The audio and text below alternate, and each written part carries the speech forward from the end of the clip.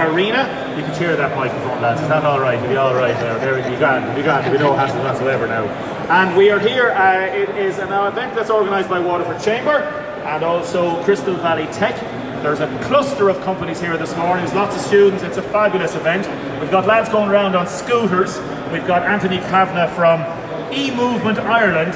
Electric scooters going around all over the place. Anthony, tell us about these electric scooters. For the office, is it?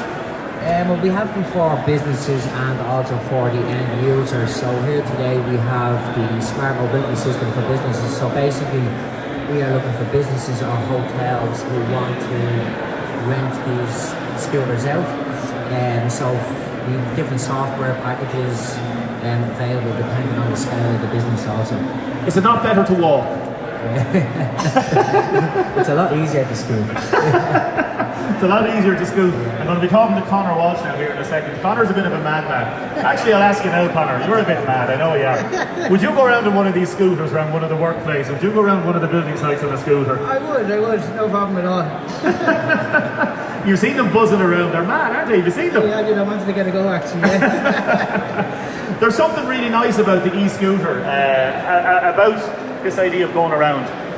Why should people invest in something like this?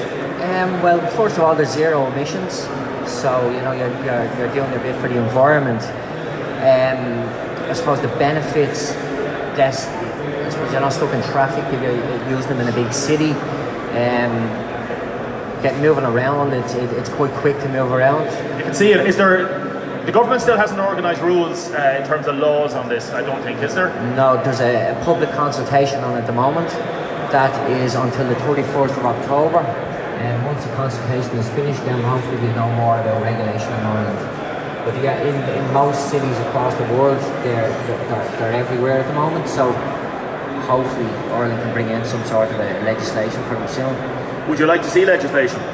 Yeah, I think so. Yeah, because there's a lot of users out there that are not careful with them. So we need to have a system, whether it be used on the roads or a speed limit, maybe insurance. You know, so. I think we need regulation. Like, have you had any accidents yet? Have you heard of anybody being knocked over by a scooter or anything like that? No, I haven't heard of any accidents. I have heard of people falling off them, but that's you like anything. You wouldn't want to take them at 2 o'clock in the morning to get home from the pub, no? No, I don't think so. And what happens then if somebody falls off? That's it? It's your tough luck? Well, I suppose it's like if you fall off a bicycle, you know. Once you get used to them and you know how to handle them, they're pretty easy, you know. It's like riding a bike. We'll let you get back to it. Anthony Kavanagh, thank you so much for joining us this morning. Conor, you can hold that microphone. Liz, you are with HandHeld.ie. Have you seen the scooters going around? I have seen them going around. Would you like to have one? I wouldn't mind one, actually. And it'll save, as he says, being stuck in traffic. How much are they, by the way? Start at 775 for 7,000 or 700? 775. That's the lower one. Then we have one for €1,100 and one for 1,200. Thanks very much. Not too bad the prices. Indeed, it's not. Tell us about your own company, Waterford company, HandHeld.ie. You are Liz Lee, Client Communications. What do you do? What do? We have developed cloud-based software for businesses that have mobile workers. So your van salespeople, merchandisers, that kind of thing. And what we do is we put our software onto a handheld device, which can be any Android phone or rugged handheld.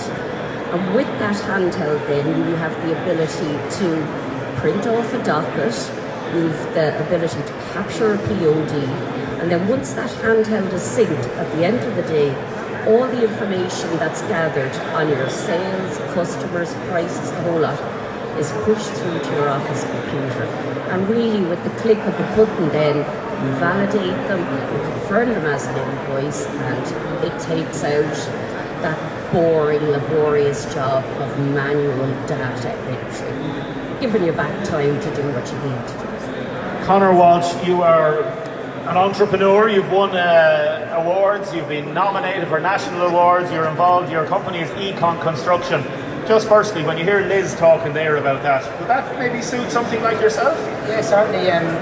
So we provide external installation services to, say, domestic homes, there's a process, there's a 3-service process that we must do on a job.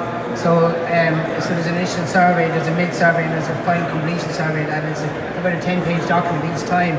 So yeah, so if I could go out and enter that data quickly and efficiently, it would mean it would be done in time. And what we would have there to be able to help you do that is a service track.